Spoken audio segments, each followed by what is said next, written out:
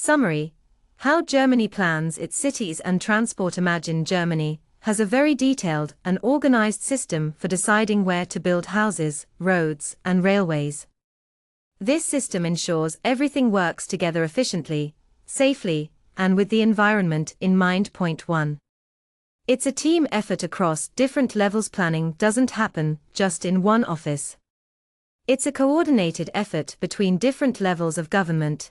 National, federal level creates the big, countrywide plans for major roads and railways for the next 10 to 15 years. They also make the main laws, like the Highway Code and Climate Protection Act. State level, the 16 German states are responsible for their own roads, cycling paths, and organizing local train services. Regional level, local districts and cities plan the fine details, like where new neighborhoods should go and how to improve local bus and tram networks. Point 2. The main goals: efficiency and sustainability. The system has two main objectives that sometimes need to be balanced: spatial planning, deciding how land is used, where people live, where industries are located, and how to protect green spaces; transport planning, ensuring a safe and reliable system for moving people and goods, while also promoting walking, cycling, and public transport to protect the climate. Point 3.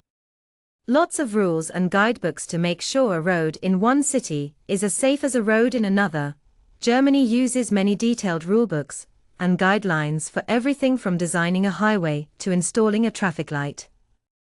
This ensures high quality, but can also make the planning process slower. Point 4. A real-life example: the Stuttgart region. The presentation uses the Stuttgart region to show how this works in practice. Integrated planning. New housing and businesses are concentrated along train and tram lines. This makes public transport the backbone of the region. Digital tools. Planners use a computer model, a digital twin, to test how new policies, like a new tram line or higher fuel prices, will affect traffic and emissions before they are built. Public transparency. All planned projects are published on an online map so everyone can see what is being proposed. Point 5. Key challenges: the system is very thorough, but it also faces challenges. Slow process. The many rules and need for agreement can make planning and building new infrastructure a long process. Difficult trade-offs.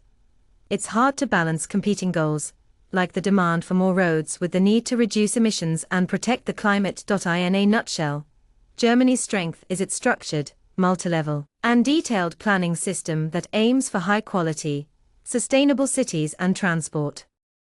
Its main weakness is that this very structure can make it complex and slow to get things done. Summary: what data is needed for city and transport planning? This presentation is about the different types of information needed to plan our cities and transport systems effectively, especially when considering climate risks. Point 1. What planners want to know about people. Planners need to understand our daily travel habits. For every trip, like going to work, school, or shopping, they want to know how often. Frequency, where to. Destination, how. Car, bus, bike, walk, when.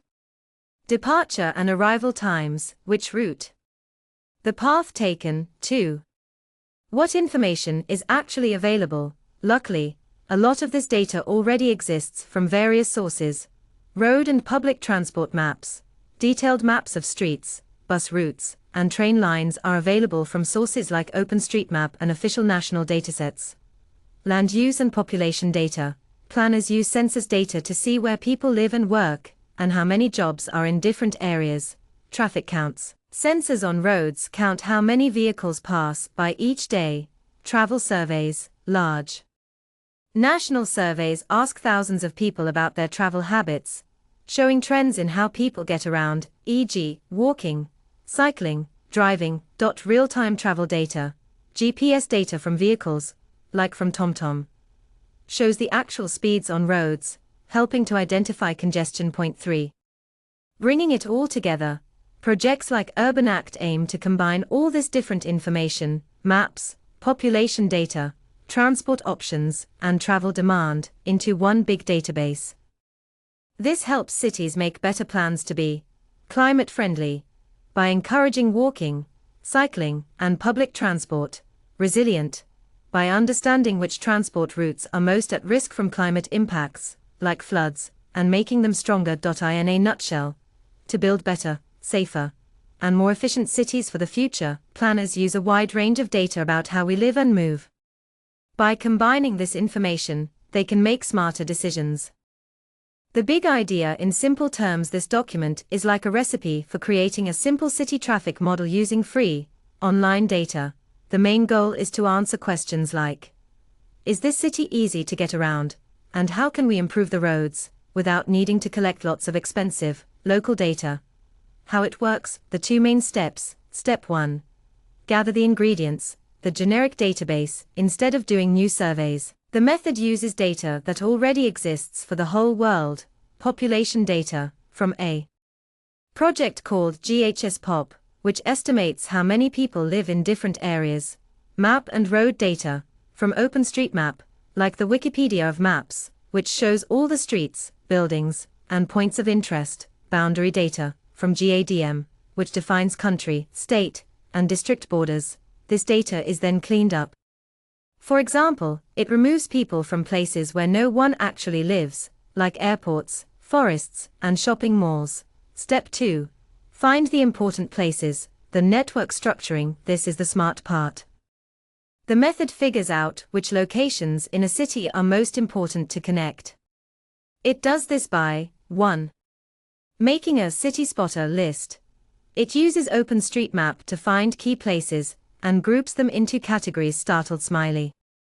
Education, schools, universities, government, city hall, post offices, health, hospitals, clinics, leisure and culture, museums, libraries, stadiums, local retail, supermarkets, shops. 2. Giving them important scores. A big university serves the whole city, so it gets a high score. A small neighborhood bakery gets a lower score. 3. Finding central hubs. By combining all these scores on a map, the model can pinpoint the most central and important areas in the city, the main hubs where people need to go. 4. Connecting the dots. The most important roads are the ones that connect these central hubs. This helps planners decide which roads need the most attention. The final result: by following these steps, you can quickly build a simplified traffic model for almost any city. The document shows a tool that automates this process, letting you just type in a city name, like Chiang Mai, Thailand, in the example, and get a model ready for analysis. In a nutshell, it's a smart, cheap, and fast way to understand a city's traffic needs by using free online data to find its most important places. This presentation explains the core methods used in modern urban and transport planning. The central idea is that planners use computer models to simulate real-world travel. These models combine three essential types of information: transport supply, the available infrastructure, such as roads, rail networks, bus schedules, and travel costs; land use, the distribution of people and activities, including where residents, workplaces, schools, and shops are located; travel behavior, how people move, including the number of trips they make, their trip distances, and their preferred mode of transport, car, public transport, etc. By bringing these elements together, the models can forecast traffic, plan better services, and help create more sustainable and resilient cities. Real-world examples from Germany, explained briefly. 1. Measuring public transport service quality is measured by combining service frequency, how often buses or trains arrive, and walking distance to stops. This creates a level of service score, loss 1 to 4, which is mapped to show which neighborhoods have excellent or poor access. 2. Comparing accessibility, car versus public transport. The models calculate how many destinations, e.g., jobs, shops, can be reached within a set time, like 30 minutes. Maps then compare the results for cars and public transport, visually revealing areas where public transport access is significantly weaker. 3. Structuring a road network efficiently. This involves creating a clear hierarchy of roads, e.g., Level 0 for highways, Level 1 for major arteries, and ensuring they connect efficiently to key destinations, like city centers and towns. This organizes the flow of traffic across the region. Point 4.